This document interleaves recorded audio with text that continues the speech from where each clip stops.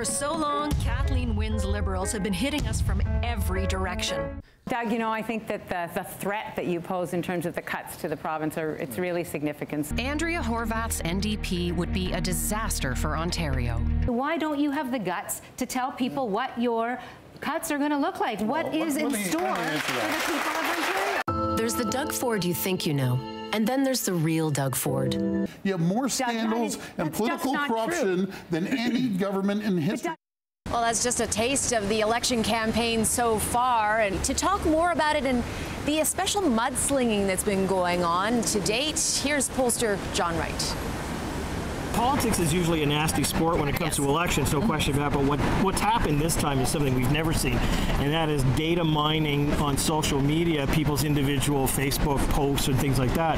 And you can tell that the NDP were trying to shut down as many of those sites as possible when they realized what the Tories were starting to do. But it's a tactic now because it goes in three directions. Number one is you're having a couple of people from the party come out and say, you know, this is what somebody was wearing or what they said or they did up to 12 years ago. And then the next thing you know is that the leader is being asked to respond to that, which gives it more hype. Momentum. And then the next thing is that we're finding it in literature, online ads, and now in radio commercials.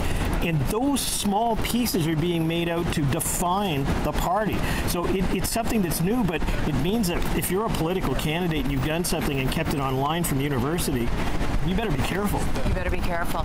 And it plays into, I mean, Doug Ford has used the word radical NDP over and over and over. Is that effective? Well, it is more so for his own people.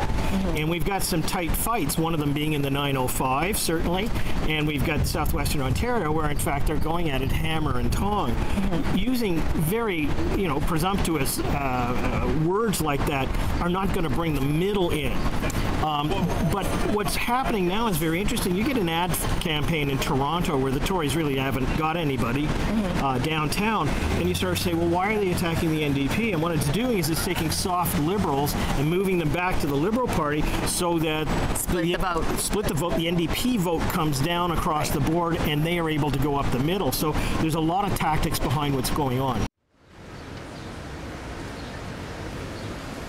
And watch for those attacks to continue in the dying days of this campaign. And John Wright will be joining me on election night.